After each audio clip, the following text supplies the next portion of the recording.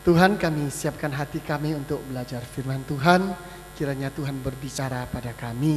Pakai hamba-Mu yang lemah ini supaya boleh menjadi berkat di tangan Tuhan. Terima kasih, terpujilah nama-Mu. Di dalam nama Yesus kami serahkan waktu pemberitaan firman ini. Amin. Selamat sore Bapak Ibu Saudara yang terkasih dalam Tuhan. Kita bersyukur minggu ini kita kembali bersama-sama boleh ibadah dan belajar dari kebenaran firman. Malam ini kita belajar satu tema sore ini yaitu Christmas Love. Kita akan lihat satu ayat. Karena cuma satu ayat, saya undang kita baca bersama-sama. 1, 2, 3. Ia akan melahirkan anak laki-laki dan engkau akan menamakan dia Yesus, karena dialah yang akan menyelamatkan umatnya dari dosa mereka. Kalau kita perhatikan komplit nats ini itu mulai dari ayat 18 sampai ayat 25. Nah, ini adalah dialog antara malaikat dengan Yusuf. Saudara, kita tahu konteksnya adalah Yusuf ragu-ragu. Yusuf saat itu sudah buat satu keputusan untuk menceraikan Maria. Kenapa? Karena dia sudah tunangan dengan Maria. Tahu-taunya Maria hamil. Saudara, ini sesuatu yang sulit untuk dipahami dan Maria pun sulit menjelaskannya. Dari segi Yusuf tidak mungkin bisa mengerti. Kenapa? Ini pertama kali terjadi, belum pernah terjadi dan tidak mungkin akan terjadi lagi. Sekali, dan itu pertama kali tidak ada yang tahu. Tidak ada yang bisa ngerti, Yusuf tidak ngerti. Untung-untung malaikat datang menjelaskan dan meneguhkan iman keyakinan dia. Saudara, nah malaikat berbicara pada Yusuf dan dia berkata, iya, yaitu Maria akan melahirkan anak laki-laki. Dan engkau harus menamakan dia Yesus.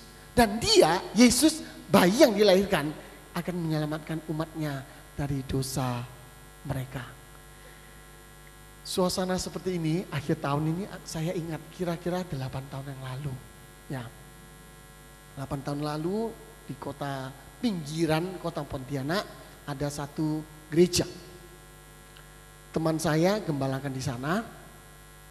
Saudara, ada seorang majelis muda pacaran dengan seorang gadis cantik guru sekolah minggu. Sama-sama mereka pacaran sekian lama, lalu rencana menikah. Saudara, di luar dugaan, ternyata perempuan ini hamil. Hamilnya dengan bosnya. Saudara, seperti petir di siang hari. Saudara, laki ini susah sekali terima. Gereja ini langsung tahu karena mereka pacaran sekian lama. Sudah tidak bisa disembunyikan lagi. Pakai baju besar, 7 bulan akhirnya ketahuan. Mama papanya pun tidak tahu, saudara. Akhirnya ketahuan. Itu mereka tinggal di satu perkampungan kecil. Semua orang jadinya heboh. Papa mamanya, terutama sang pacar, begitu susah. Kenapa? Kenapa bisa? Mereka pacaran sekian lama, sudah siap menikah. Kenapa sampai seperti ini? Wah, saudara, akhirnya mamanya mereka tidak bisa terima bayi ini. Dan harus mereka kita taruh di panti asuhan. Saudara, itu keputusan final. Akhirnya dicarilah panti asuhan di Pontianak. Waktu itu saya sempat terlibat. Kenapa? Karena perempuan ini adalah murid saya. Waktu dia masih di Semea, saya cukup lama mengajar dan dia adalah salah satu murid saya. Saudara, akhirnya singkat cerita, cari panti asuhan untuk taruh anak ini nantinya. Panti asuhan adanya punya pemerintah. Semua itu kondisinya sangat tidak layak. Karena penampungan anak-anak pemulung, anak-anak apa sana. Jadi tidak tega masukkan. Saudara, untungnya ujung-ujungnya bersyukur saya katakan. Ada keluarga yang mau menampung dia. Anak ini ditampung oleh keluarga di Surabaya. Dan sekarang sudah kelas 3 SD. Anaknya cantik sekali, kayak mamanya. Saudara, bukan hanya itu. Berita baiknya adalah setelah sang majelis ini, sang laki-laki ini, calon suaminya ini lewati satu masa yang begitu sulit, begitu menyakitkan. Akhirnya dia putuskan menerima perempuan ini, nikah dengan murid saya ini. Dan sekarang dia sudah punya anak. Kalau tidak salah sudah punya 2 anak. Selain yang dikasihkan ke orang Surabaya ini. Saudara, nah ini tidak gampang. Saya coba membayangkan kisah Maria dan Yusuf di dalam Matius pasal 1 ayat 25 sampai pasal 1 ayat 18 sampai 25. Saudara, Nazaret itu kota kecil. Kalau Anda yang pernah ke Israel main ke sana, mungkin kita pasti akan dibawa lewat sana. Ini loh Nazaret, ini loh tempatnya Yusuf, ini loh tempatnya Maria, semua jadi gereja besar-besar sekarangnya. Tapi zaman Tuhan Yesus, Nazaret itu sangat-sangat tidak terkenal, dipandang sebelah mata. Anda boleh lihat misalnya di Injil Yohanes pasal 1 ayat 46. Nathanael berbicara ketika tahu Yesus adalah dari Nazaret. Ada apa yang baik yang dari Nazaret? Itu sesuatu nada yang sinis sekali. Masa ada sih yang baik dari Nazaret? Di perjanjian lama Nazaret itu tidak pernah dicatatkan. Tidak ada. Kalau Anda cari ke Nazaret di perjanjian lama, tidak pernah dicatatkan. Dan Nazaret itu kota kecil. Pada zaman Tuhan Yesus kurang lebih populasinya 500 orang. Saudara, jadi begitu ada terjadi sesuatu masalah, langsung tersebar kota kecil. Semua orang tahu, itu yang pertama. Kedua, saudara Anda tahu sistem pernikahan orang Yahudi. Mereka itu dari kecil sudah dijodohkan. Jadi Maria dan Yusuf mungkin masih kecil, mama papanya lihat, ih anakmu cantik ya, oh iya anakmu juga ganteng ya, wes jodohkan ya, nanti kalau sudah besar kita nikahkan. Jadi itu mulai dari kecil saudara. Bayangkan ketika tumbuh bermain mereka mungkin malu-malu ya, aduh ini bakalan suami saya. Lalu yang lain yang lihat lagi, iya ini bakalan istri saya. Jadi mereka ini sudah tahu antar keluarga karena kecil. Nah begitu sampai masanya mereka menginjak remaja dan sampai pemuda dan masuk dalam satu tingkat yang lebih serius yaitu tunangan. 1 tahun kemudian menikah. Jadi masa tunangan ini yang terjadi Maria hamil. Saudara tidak gampang. Bagaimana Maria menjelaskan? Saudara, ini sesuatu yang sangat-sangat susah. Dan dicatatkan kalau kita tahu Yusuf itu orang yang baik hati dikatakan. Yang lembut hatinya. Dia ingin menceraikan Maria secara diam-diam. Saudara, wanita yang kedapatan hamil di luar nikah pada zaman Tuhan Yesus itu sesuatu yang sangat-sangat serius. Misalnya di Kejadian 38 ayat 24. Kalau ada orang berzina, perempuan dan ketahuan hamil berzina, perempuan itu dibakar. Saudara, ini hukum yang begitu serius. Kemudian Ulangan 22, 23, 24. Kalau ada yang sudah tunangan, perawan yang tunangan, lalu dia berzina dengan orang lain, kedapatan baik yang berzina dengan dia, laki-laki itu dan perempuan itu, dua-duanya diseret dibawa ke pintu gerbang, dilempari dengan batu sampai mati. Saudara, secara hukum susah sekali untuk lepas daripada hukuman Maria. Tapi Yusuf bagaimana mencarikan celah supaya dia tidak tega. Secara hukum memang seperti itu. Nuraninya berbicara. Hukum seperti itu. Tapi bagaimana hukum nuraninya.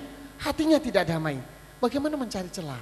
Ternyata ada celahnya. Saudara, itu di ayat 25 sampai 27.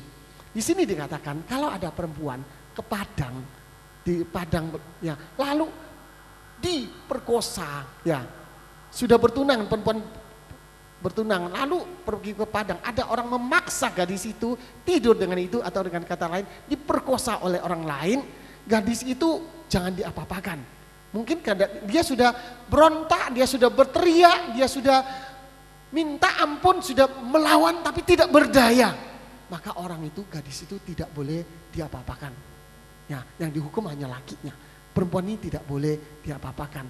Artinya Yusuf memakai celah hukum ini, pasal ini dengan pengertian.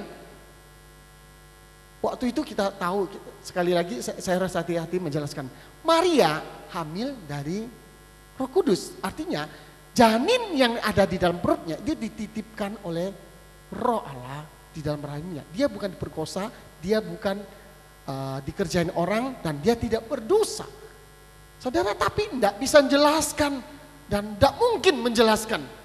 Tidak mungkin ada orang bisa memahami karena tidak pernah terjadi dan tidak akan ada dua kali. Saudara, kasus ini akhirnya bagaimana cari celah hukumnya? Walaupun Yusuf tidak mengerti. Waktu itu konteksnya kan malaikat belum datang. Belum datang pada Yusuf. Yusuf belum mengerti. Dia sudah ambil satu rencana, solusi, tidak mau mencemarkan nama baik Maria. Saudara, lalu dia ingin cari satu celah hukum. Dia adalah orang yang baik hati.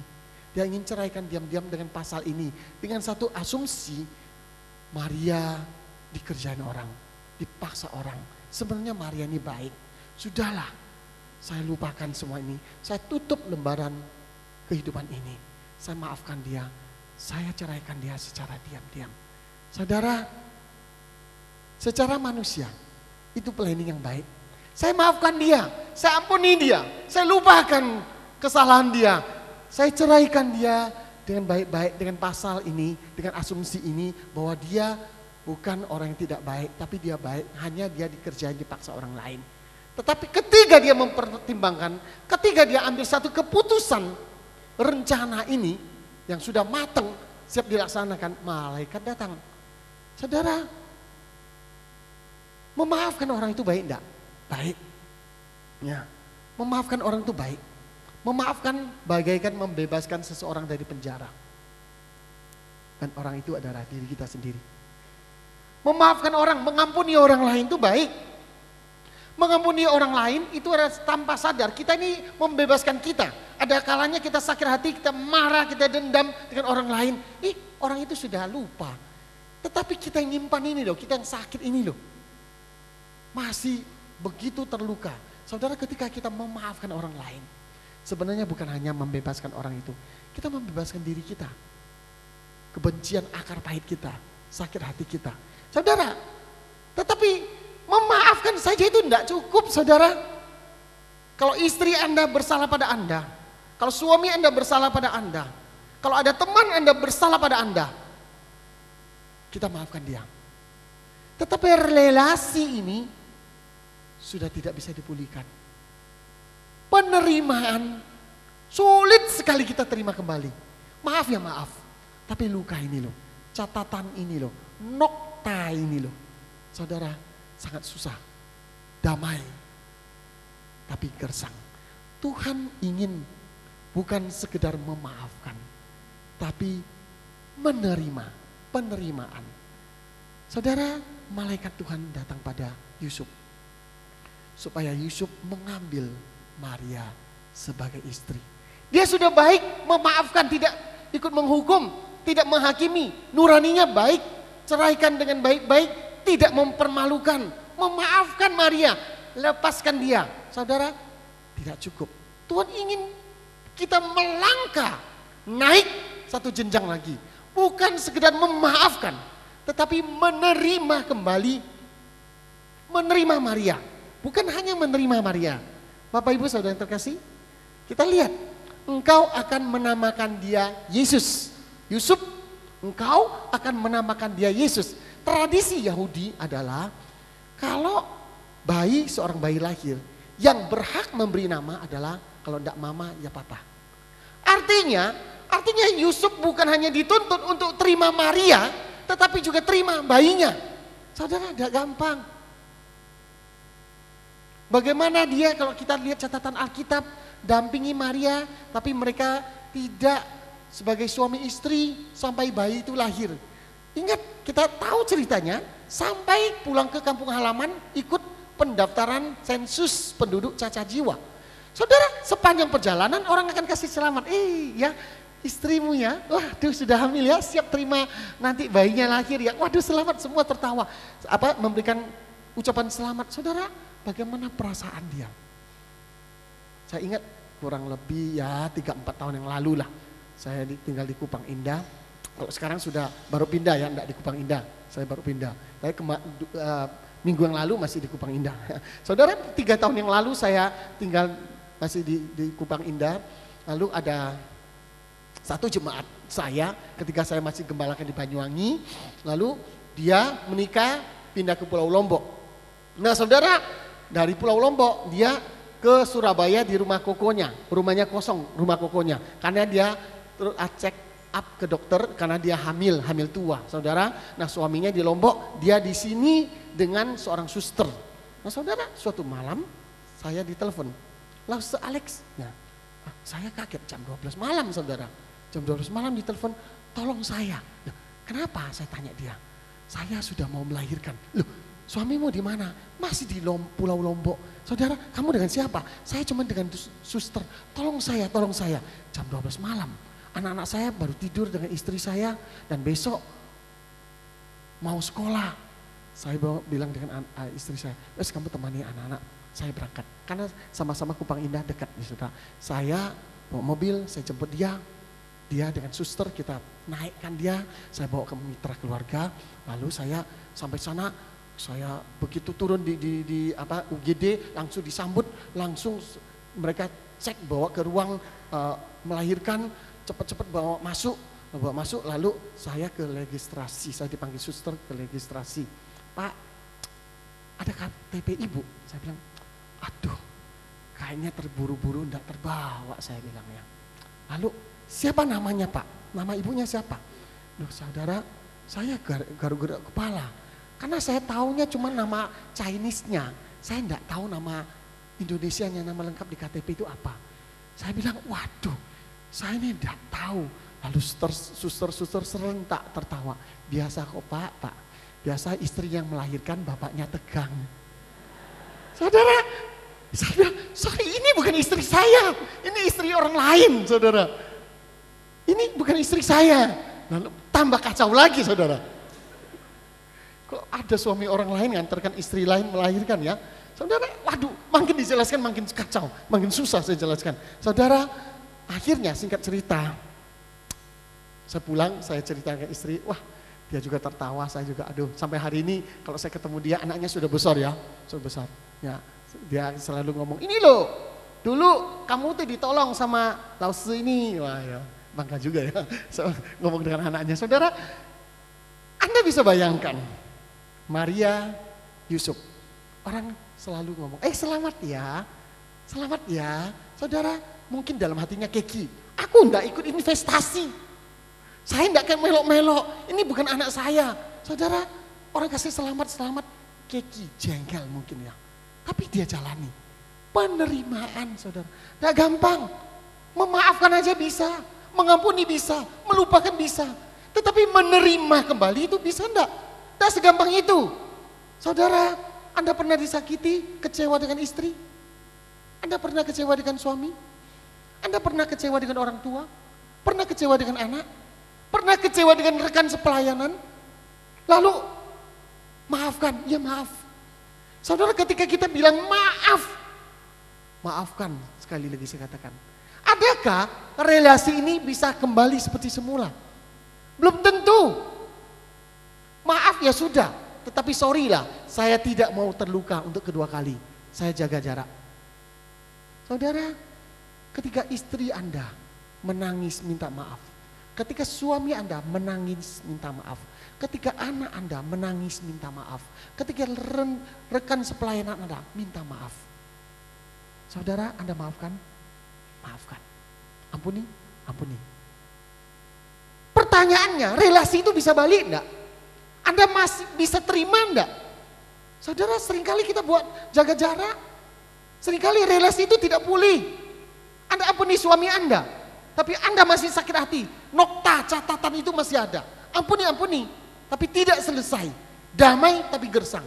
Anda ampuni suami, ampuni istri, ampuni orang tua, ampuni. Tetapi betulkah ketika pengampunan ini Anda bisa terima dia kembali? Tuhan menuntut Yusuf, bukan sekedar rencananya baik, tidak menyakiti, dia orang yang tulus hatinya, melupakan mengampuni, sudahlah. Tapi Tuhan menuntut dia naik satu tingkat. Itulah kasih. Kita berbicara kasih Natal. Siapa Anda, siapa saya?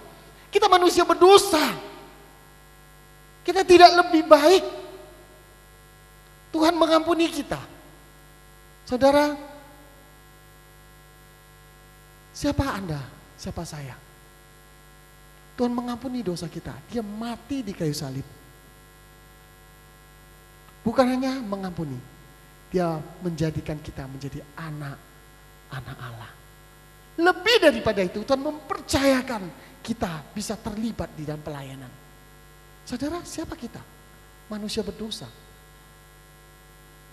Saya ketika mengingat bagaimana Tuhan mengampuni dan menerima kita, saya ingat cerita tentang anak yang hilang. Saudara, Anda sudah sangat tahu cerita ini. Bagaimana seorang anak yang sangat kurang ajar. Papanya masih hidup minta warisan. Saudara, papanya orang senior, orang yang pengalaman. Dia paham. Dia mengerti, mungkin dengan hati yang hancur. Dia meloloskan rencana anaknya. Saudara, uang ini dipakai kalau untuk usaha enggak apa-apa. Uang ini dipakai untuk foya-foya hidup di kota. Papanya ngerti enggak? Saya yakin papanya sangat mengerti. Dan papanya ya tahu anaknya bakalan suatu hari pasti pulang. Kenapa saya katakan demikian? Saudara, coba lihat ayat 20. Ketika ia masih jauh, ayahnya melihatnya. Lalu tergeraklah hatinya oleh belas kasihan. Ayahnya itu berlari mendapatkan dia. Lalu merangkul dan mencium dia. Singkat ceritanya adalah anak ini sudah habis-habisan, foya-foya, miskin, lalu tidak ada kerjaan, ke peternakan babi. Makanan babi pun dia tidak boleh makan. Saudara, akhirnya dia merasa, aduh betapa ngenesnya ya. Pegawai karyawan paling rendah di kampung halaman punya papa saya aja. Karyawan papa saya tidak separah saya. Sudahlah, saya akan ngaku pada surga, pada ayah saya. Saya sudah berdosa pada papa, pada surga. Dia pulang lalu dia pulang saudara. Setelah dia latihan dengan baik, dia pulang saudara. Nah saudara, dari jauh dikatakan. Yang lihat anaknya lihat papanya atau papanya lihat anaknya. Logikanya anaknya yang harus lihat papanya. Karena dia pulang kan, konsentrasinya kepingin ketemu papanya kan. Saudara, enggak. Ternyata dari jauh papanya yang melihat anaknya. Artinya apa? Kerinduan hati papanya ini loh. Mungkin di beranda dia tiap hari, dia tahu anakku akan pergi. Pasti dia akan pulang. Saudara, ada satu pepatah katakan, kalau engkau meninggalkan rumah ini, jangan engkau banting pintu depan itu. Siapa tahu suatu hari ada akan mengetuk pintu itu untuk masuk ke dalam. Papanya tahu, anaknya pasti balik. Karena itu papanya dari jauh duluan melihat. Saudara, kenapa? Selalu berjaga-jaga. Papanya proaktif lari menyambut dia. Kemudian, nah kalau Anda lihat teksnya ayat 19, dia tuh berkata, Papa aku sudah berdosa terhadap surga, terhadap Papa. Saudara, kalau anak seperti itu datang lalu berlutut mengaku dosanya, kira-kira apa yang akan kita lakukan? Apa yang kita ucapkan? Kita akan katakan, nak, makai. Dari dulu, sebenarnya aku tidak setuju. Kamu seperti ini, kamu tuh anak kurang ajar. Bersyukur kamu punya papa seperti saya. Masih mau terima kamu balik. Kalau enggak saya usir kamu. Kamu tuh kurang ajar. Bertobat Ini terakhir kali peringatan. Tidak boleh kamu ulangi. Saudara, atau bahkan Anda bisa melihat di koran seringkali ada iklan putus hubungan orang tua dan anak. Pernah lihat? Ada. Saudara, Bapak ini enggak. Anaknya sudah ngomong, Papa aku berdosa terhadap surga dan terhadap Papa. Apa yang dikatakan papanya? Ayat 20. Enggak ngomong apa-apa, enggak bilang apa-apa. Cuman berbicara pada karyawannya. Ayah itu berkata kepada hamba-hambanya, lekas bawakan kemari jubah yang terbaik, pakaikan itu kepadanya dan kenakan cincin pada jarinya dan sepatu pada kakinya dan ambil lembu tambun pesta bersukacita. Artinya apa? Papa ini luar biasa. Dia tahu anaknya bakalan pulang. Jubahnya sudah siap. Cincinnya sudah siap. Kasutnya sudah siap. Ya, kalau binatang nggak usah ngomong lah, selalu tersedia. Tinggal potong pesta kapan. Saudara, dia sudah siapkan. Dia tahu anaknya bakalan pulang. Saudara, penerimaan. Sekali lagi, penerimaan. Mengampuni bisa. Tetapi gersang. Mengampuni, memaafkan bisa. Relasi ini sudah rusak, tidak ada lagi. Saudara, saya kurang tahu apakah malam ini Anda masih menyimpan perasaan sakit terhadap seseorang. Mungkin itu orang paling dekat dengan Anda. Anak, orang tua, istri, suami. Mungkin Anda sudah ngampuni dia, memaafkan dia, bahkan melupakan masalah itu. Pertanyaannya, Anda bisa menerima dia kembali enggak? Relasi ini masih baik enggak? Kalau cuma bisa ngampuni, tetapi hubungannya itu sudah rusak. Untuk apa pengampunan? Untuk apa kata maaf? Kalau Anda tidak bisa terima dia kembali. Saudara, maaf, mengampuni, melupakan. Tetapi Tuhan ingin lebih tinggi satu tingkat, menerima dia kembali. Saya tidak tahu apa yang sedang Anda pikirkan, apa yang pernah Anda alami. Mari, jikalau Anda masih ada perasaan sudah memaafkan orang itu, tapi terima dia.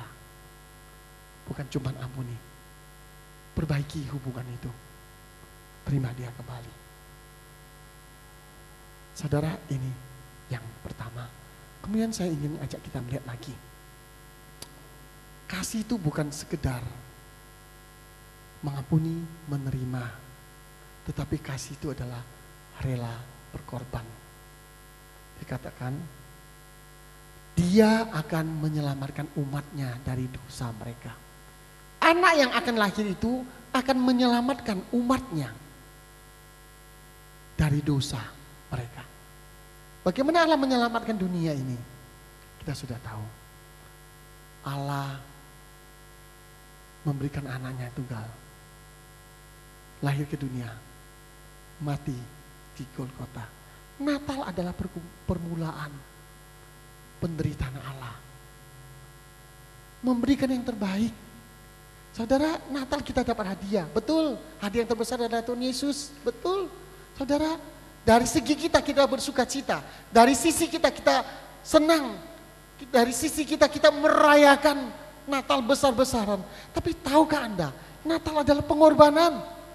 Perhatikan kata yang saya tulis itu. Ya. Karena begitu besar kasih Allah akan dunia ini, sehingga ia telah mengaruniakan anaknya yang tunggal, supaya setiap orang yang percaya kepadanya tidak binasa, melainkan beroleh hidup yang kekal. Sen ai si ren, sen zhi jiang, sen zhi. Nah, saya jadi lupa ini. Nah,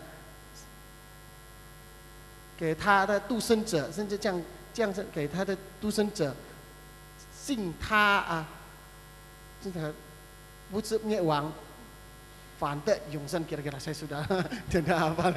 Saudara, tapi saya mau katakan, 赐给他们, pakai 赐给他们 itu diberikan. Bahasa Inggris itu given, memberikan.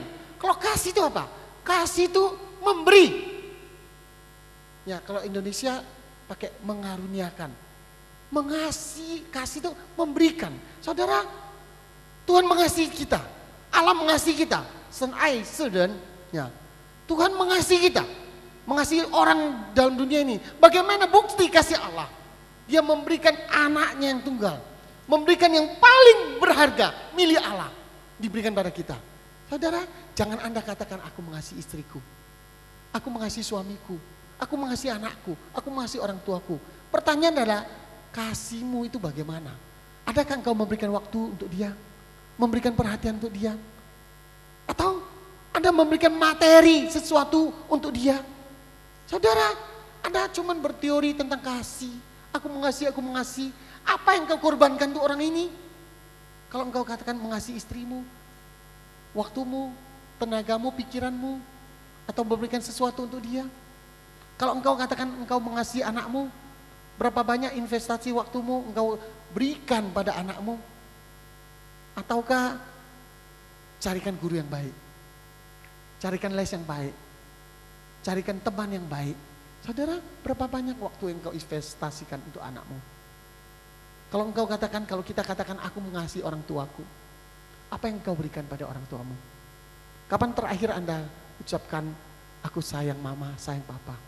Kapan terakhir Anda makan dengan orang tua? Kapan Anda terakhir mengajak mereka jalan-jalan? Kapan terakhir Anda ucapkan selamat ulang tahun pada papa mama? Kalau Anda sayang pada mereka. Jangan cuma bilang sayang, tapi Anda tidak melakukan satu aksi apapun juga. Cuman ngomong tak. Saudara, Allah mengasihi dunia, Allah mengasihi engkau, Allah mengasihi saya. Allah memberikan yang terbaik. Jangankan yang terbaik, yang biasa-biasa aja kita sulit berikan. Saudara, engkau berharga di mata Allah. Kita berharga di mata Allah. Begitu pentingnya kita, sampai-sampai Dia rela mengorbankan nyawanya untuk engkau, untuk saya. Kalau yang terbaik Allah sudah berikan, apalagi yang Allah tidak berikan? Kenapa ada kalanya kita berdoa, kita meminta sesuatu, lalu seolah-olah Allah belum menjawab atau tidak menjawab, lalu kita kecewa dan kita tinggalkan kadang-kadang kegiatan kita. Kita kecewa dengan Tuhan. Saudara, yang terbaik sudah Allah berikan. Materi yang lain-lain, saya percaya Allah tahu, Allah mengerti. Sakit penyakit saya yakin Allah tahu. Hidup yang kekal, nyawanya sudah diberikan untuk engkau, menebus engkau dan saya, saudara. Kenapa ada kalanya kita hal kecil saja kita tinggalkan pelayanan, tinggalkan kecewa. Saudara, Allah mengasihi engkau, Allah mengasihi saya. Mungkin manusia bisa mengecewakan, tetapi Allah tidak pernah mengecewakan kita. Mungkin gereja pernah mengecewakan, tapi Allah, Tuhan tidak pernah mengecewakan. Mungkin teman sepelayanan, bahkan hamba Tuhan bisa mengecewakan, tapi Allah, Tuhan kita tidak pernah mengecewakan kita. Yang terbaik Dia berikan. Engkau, saya berharga di mata Allah. Kalau Allah begitu mengasihi engkau, begitu mengasihi saya, apa lagi alasan kita untuk tidak mengasihi, memperhatikan sesama kita? Apalagi orang-orang terdekat kita. Saudara, Allah mengasihi dunia, memberikan anak tunggalnya untuk engkau, untuk saya. Di dalam kehidupan ini banyak hal mungkin bisa membuat kita kecewa, sakit hati, marah. Tetapi satu hal, kasih Natal, Allah mengasihi kita, memberikan yang terbaik. Tidak ada alasan untuk kita tidak mengasihi. Kasih adalah mengampuni, memaafkan, melupakan, dan lebih daripada itu, menerima orang yang bersalah pada kita. Membangun kembali relasi. Bukan maaf, tapi sudahlah, jaga jarak. Saudara, bukan itu. Kasih adalah memberi. Jangan katakan engkau mengasihi istrimu. Jangan katakan engkau mengasihi suamimu. Jangan katakan engkau mengasihi anakmu. Jangan katakan kalau engkau mengasihi orang tuamu. Jikalau engkau tidak melakukan sesuatu untuk mereka, tidak memberi sesuatu untuk mereka, waktu, perhatian, kebersamaan, memberikan satu barang kesukaan dia, minimal telepon dia, tanya dia. Jangan katakan kau mencintai, mengasihi mereka, jikalau Anda tidak melakukan apa-apa untuk mereka. Kita berdoa.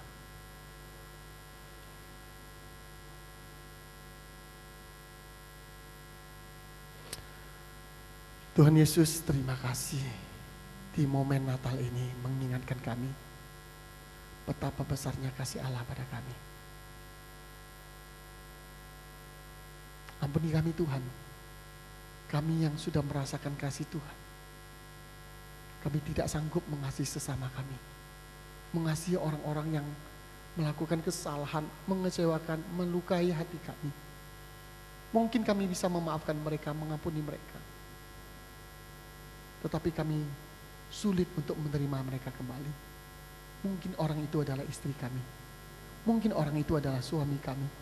Mungkin orang itu adalah orang tua kami. Mungkin orang itu adalah anak kami. Dan mungkin orang itu adalah rekan sepelayanan kami. Tolong kami, pimpin kami. Bukan cuma memaafkan, mengampuni, melupakan. Tetapi kami bersedia menerima mereka kembali menjadi rekan kami, menjadi orang yang terdekat dengan kami. Tuhan, yang terbaik sudah Engkau berikan pada kami. Biarlah kami juga boleh belajar untuk memberikan yang terbaik pada orang-orang sekitar kami, pada orang yang kami kasihi. Berkati firman-Mu Tuhan, berkati kami semua. Di dalam nama Yesus kami berdoa. Amin. Terima kasih.